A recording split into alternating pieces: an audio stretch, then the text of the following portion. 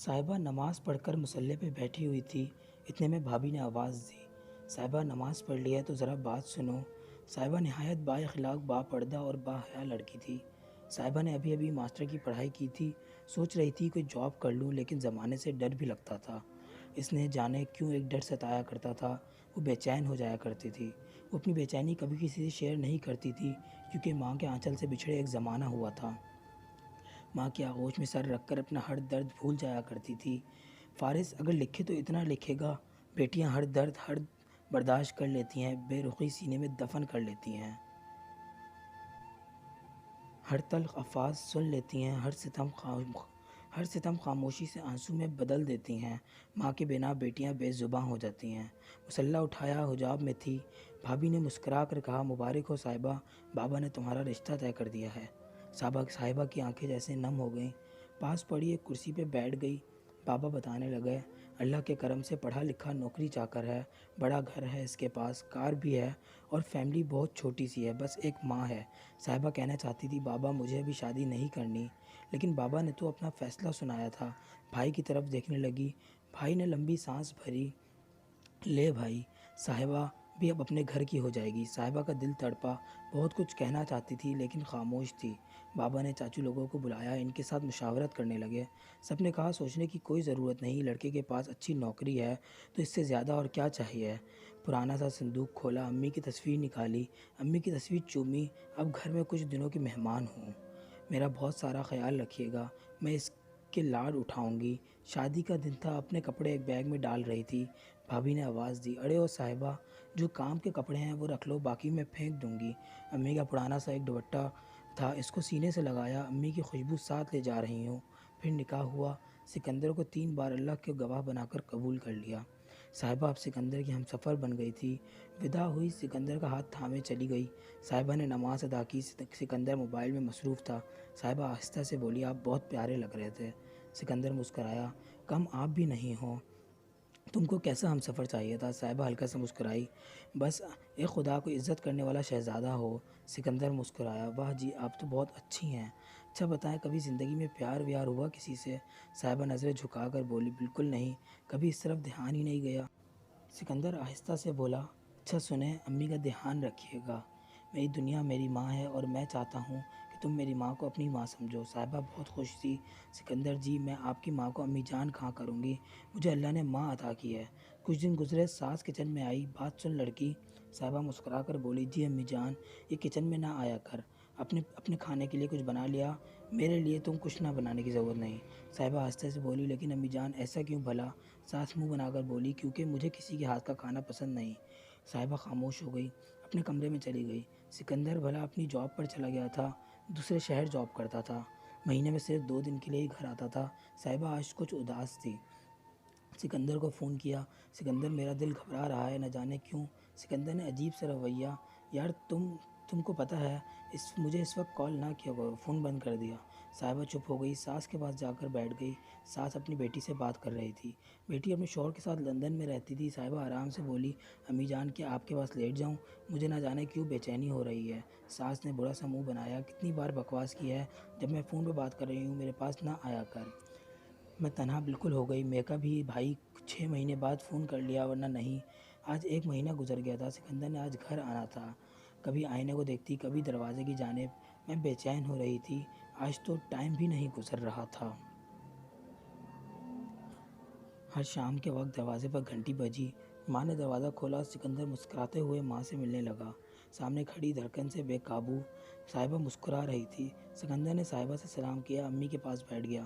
صاحبہ پانی لے کر آئی، پاس بیٹھ گئی۔ ساس صاحبہ سے کہنے لگی، تو جا اپنے کمرے میں، سکندر تھوڑی دیر تک آئے گا۔ سکندر صاحبہ کی طرف دیکھ کر ہلکا سا مسکرایا۔ صاحبہ اپنے کمرے میں چلی گئی۔ 2 گھنٹے گزرے، دونوں ماں بیٹا بازار چلے گئے کچھ شاپنگ کرنے۔ صاحبہ انتظار کرتی رہی، 11 بجے واپس آئے، پھر لندن والی بیٹی کو فون ملا لیا۔ دونوں ماں بیٹا رات دیر تک باتیں کرتے رہے۔ صاحبہ انتظار کرتے کرتے سو گئی۔ اچانک آنکھ کھلی، صبح کے 8 بج رہے تھے۔ سکندر تو اپنے دوستوں کے پاس چلا گیا تھا۔ ساس سے ڈرتے ڈرتے پوچھا، امی جان سکندر کہاں ہے؟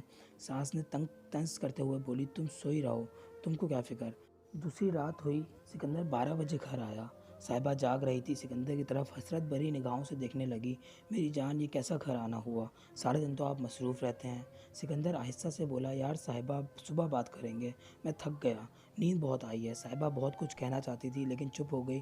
وقت گزرنے لگا، 2 سال گزر گئے، آج بھی وہی حال تھا۔ سکندر گھر آتا، ماں سے ملتا، شاپنگ کرنے جاتا، دوستوں کے پاس چلا جاتا۔ صاحبہ محبت کے 2 الفاظ سننے کے لیے ترس گئی تھی۔ خود ہی سکندر سے باتیں کرتی لیکن سکندر موبائل پہ مصروف رہتا۔ دل کیا تو کسی بات کا جواب دے دیا ورنہ موبائل پہ مصروف رہتا۔ ایک دن سکندر کسی سے بات کرتے کرتے سو گیا، موبائل آن تھا۔ صاحبہ نے دیکھا تو سکندر کسی لڑکی سے بات کر رہا تھا۔ جب اس کی واٹس ایپ دیکھی تو درجنوں لڑکیوں کے نمبر سے فحش باتیں، فحش تصویریں۔ صاحبہ کا دل پھٹ گیا ہو جیسے، رونے لگی۔ سکندر، میں ترس گئی ہوں آپ کی منہ سے 2 بول محبت کے سننے کے لیے، اور آپ ہیں کہ دوسری لڑکیوں کے ساتھ کبھی ڈنر پہ جا رہے ہیں تو کبھی کسی ہوٹل میں۔ رو رو کر رات گزار دی۔ سکندر بھی واپسی اپنی ڈیوٹی پر چلا گیا۔ صاحبہ اب اندر کے اندر ختم ہو رہی تھی۔ ہم سفر دغا دے رہا تھا۔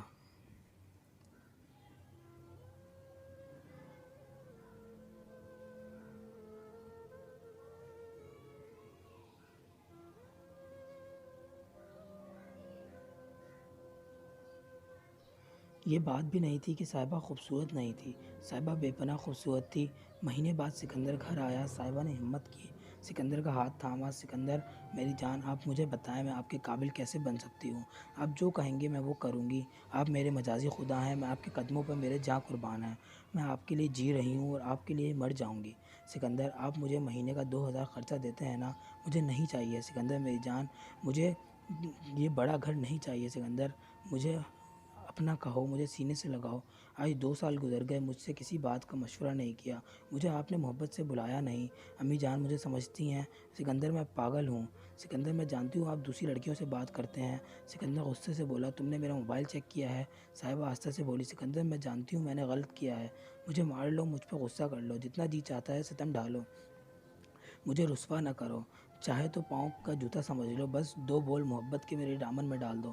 سکندر تھا کہ بے حس ہو چکا تھا، چلا کر بولا، تم کو اگر کوئی پریشانی ہے تو چلی جا اپنی ماں باپ کے گھر، تمہاری بکواس سننے کا ٹائم نہیں ہے میرے پاس، اس لیے میں تم سے دور رہتا ہوں۔ حالانکہ سکندر پڑھا لکھا تھا، پھر بھی وہ کسی شہزادی کو خاک کر رہا تھا، کسی شہزادی کی زندگی کے ساتھ کھیل رہا تھا۔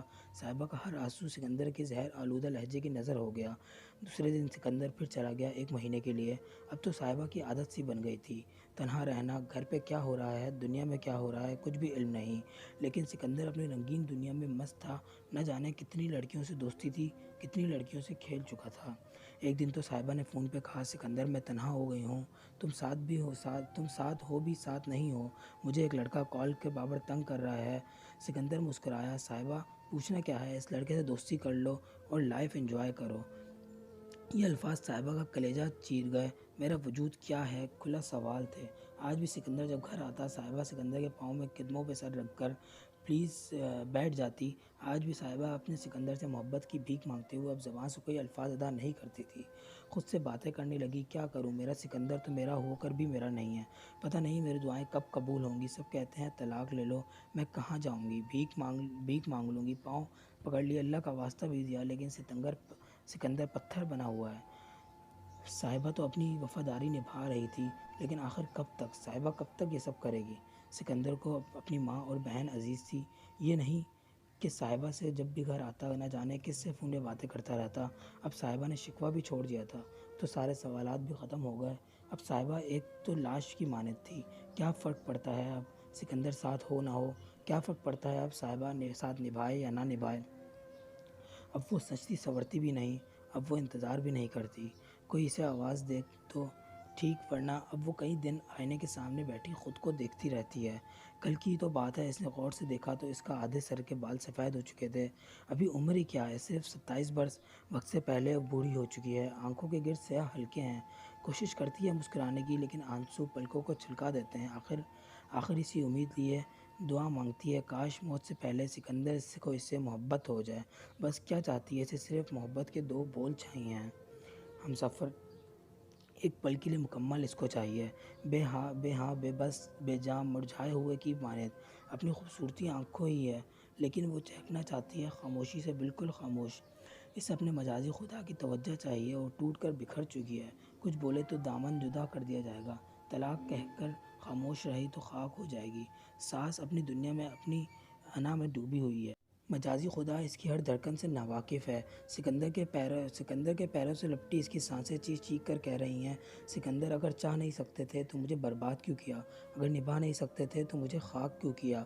وہ گریباں سے پکڑ کر پوچھنا چاہتی ہے، میرے 5 سال، میری جوانی، میرے ارمان، میری خواہشات، میرے خواب اتنے سستے تھے کہ میری زبان کو لاکھوں تالے لگا دیے گئے، مجھے بھری محفل میں تنہا کر دیا گیا۔ سکندر تم خوش ہو اپنی ہر معشوقہ کے ساتھ، مجھے بتاؤ میں کیا گناہ ہے؟